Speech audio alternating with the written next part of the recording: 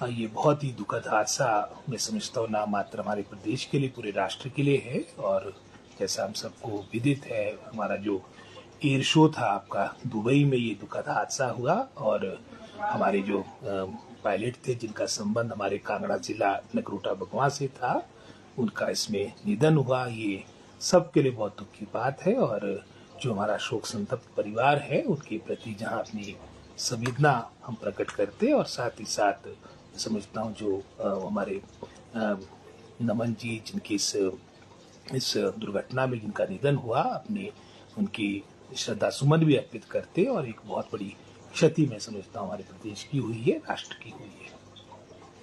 Sir जी, शीतकालीन सत्र शुरू हो रहा है। विपक्ष कह रहा है कि कई मुद्दों को लेकर हम सरकार को घेरेंगे। 3 साल के कामकाज को लेकर भी सवाल उठाए हैं। सरकार कितना तैयार है? विपक्ष ने अपना कार्य करना है, और तभी सभी बातों को देखते हुए कि विपक्ष अपना सारा पक्ष विधानसभा के अंदर रखे। जहां आपका मॉनसून सेशन भी आज तक का सबसे लंबा सेशन था, इसी तरह से विंटर सेशन भी लगभग कोई 8-9 दिन का है, वो अपनी बातें विधानसभा के अंदर रखे, और सरकार भी हर तरह से तैयार रहेगी, और पूरे फैक्ट्स एंड फिगर्स के साथ सारी सूचना उनको उपलब्ध करवाई जाएगी। सर एक विशाल प्रदर्शनी वो करने वाले हैं और उसमें सरकार के 3 साल के कार्यकाल को लेकर वो कह रहे हैं कि व्यवस्था परिवर्तन नहीं, व्यवस्था पतन हुआ है।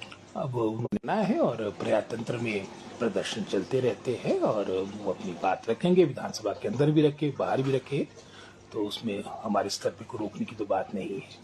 अब वॉकआउट जैसी स्थितियां कई बार उत्पन्न होती है, तो विपक्ष से क्या अपील आप करेंगे? तो यही विपक्ष से आग्रह करेंगे कि मैं समझता हूँ कि पब्लिक एक्सचेकर का बहुत सा पैसा इन विधानसभा के जो हमारे सत्र होते उसके आयोजन करने के लगता है, और यही आग्रह रहेगा हमारे विपक्ष के साथियों से कि वो मैं समझता हूँ जो विधानसभा के अंदर अपनी बात रखे, और सारी बातों की मैं समझता हूँ उसका फायदा उठाए, और तथ्यों के साथ अपनी बातें रखे, और निश्चित रूप में सरकार भी हर तरह से पूरा प्रयास करेगी कि उनको संतुष्ट किया जाए।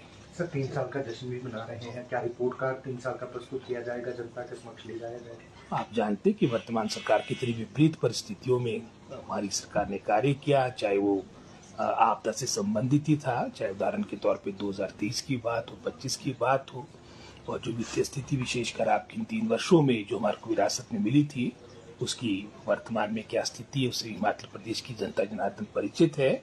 जहां हमारे वर्तमान सरकार ने जो ओपीएस का निर्णय लागू किया था, उसका ही परिणाम था कि जो हमारे को लोन में जो हमारी लोन की लिमिट थी 1600 करोड़ के आसपास की कटौती हुई। जो आपका रेवेन्यू डेफिसिट ग्रांट आपका पिछली सरकार के कार्यकाल के दौरान, या उदाहरण के तौर पे 2022 की बात करें जब जयराम जी की सरकार थी, लगभग कोई 10,000 करोड़ के आसपास आपको आरडीजी मिला करता था, आज कटकर मात्र 3,000 करोड़ रह चुका है। आपका जो एक्सटर्नली एडेड प्रोजेक्ट्स थे उसमें कोई कैप नहीं था, वर्तमान में उसमें भी कैपिंग लगाई जा चुकी है। आपका जो जीएसटी पे कंपनसेशन मिला करता था स्टेट्स को भी 2022 के बाद बंद हो गया, और इसके बावजूद भी सरकार अपने से प्रयास कर रही है कि जो हमारा प्रदेश आगे बढ़े, और निश्चित रूप में हमारी जो 3 वर्ष की उपलब्धियां है, चाहे शिक्षा का उदाहरण आपके समक्ष है, जो पिछली सरकार के कार्यकाल के दौरान आपकी जो स्तर था हमारी क्वालिटी एजुकेशन का 21वें स्थान पे पहुंच चुका था। सरकार के प्रयासों के द्वारा आज पुनः जो टॉप 5 स्टेट्स में हमारी गिनती हुआ करती थी, आज हम टॉप 5 स्टेट्स में आए हैं। तो इसी तरह से हर डिपार्टमेंट में भी वैसे मतलब निश्चित रूप में परिवर्तन हुआ है।